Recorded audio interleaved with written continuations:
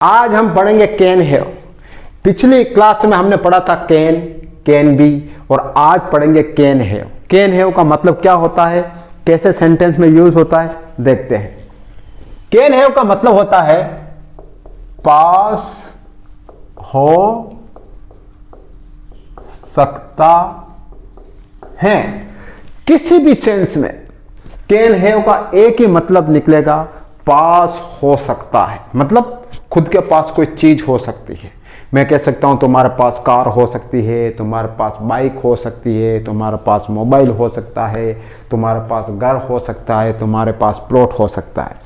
जब भी पास हो सकता है का सेंस आए तो क्या करोगे, कैन हैव। सेंटेंस कैसे बनता है देखो, उसके पास कार हो सकती है। सेंटेंस कैसे बनता है देखो, he can have a car, उसके पास कार हो सकती है। अब कार की जगह आप कुछ भी यूज कर सकते हो। बाइक हो सकती है, फोन हो सकता है, कुछ भी।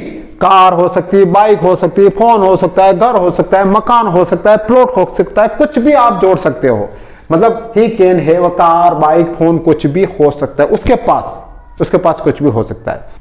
और इसके लिए मैंने आपको बताया था कैन के लिए सिंगुलर प्लूरल कुछ भी नहीं होता है। कैन सिंगुलर के लिए भी आता है, प्लूरल के लिए भी आता है। एक सेंटेंस देखो, you can have a phone,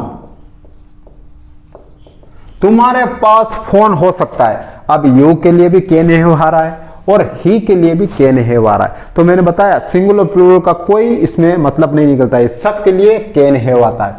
ये सिंगुलर है, ये प्लूरल है। कहां दिक्कत है बताओ, कोई दिक्कत आ रही है?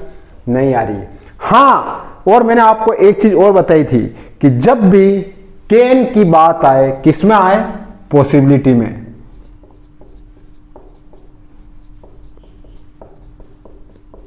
संभावना में कैन की बात आए, सेंस निकल रहा हो, तब कैन की जगह आप में, कैन में, माइट और कुड भी यूज कर सकते हो।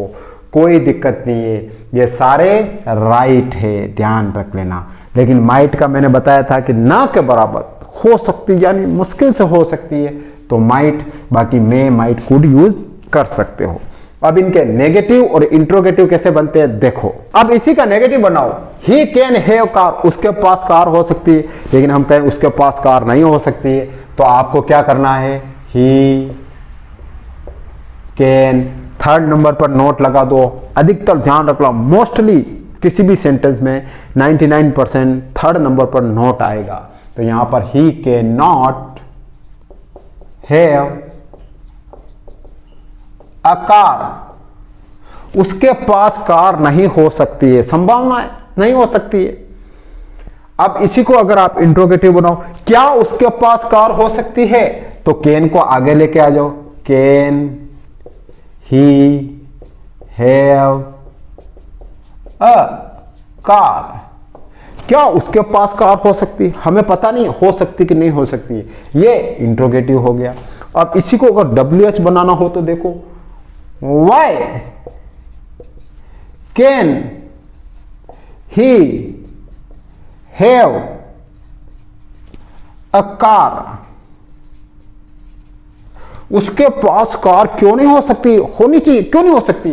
तो जब भी आपको WH बनाना हो तो ऐसे बना सकते हो। तो कैन हैव का ध्यान रख लेना, हमेशा कैन हैव का एक ही सेंस निकलता है, पास हो सकता है, कोई भी चीज पास हो सकती है। इसका स्ट्रक्चर भी आप देख सकते हो कैसे बनता है, subject plus can have plus object, या फिर कोई भी थिंग हो सकती है, यानी कोई भी चीज। ठीक है, ये हो गया अफर्मेटिव। इसका नेगेटिव भी आप लिख सकते हो, formula subject plus can plus not plus have plus object plus या फिर थिंग, कुछ भी चीज।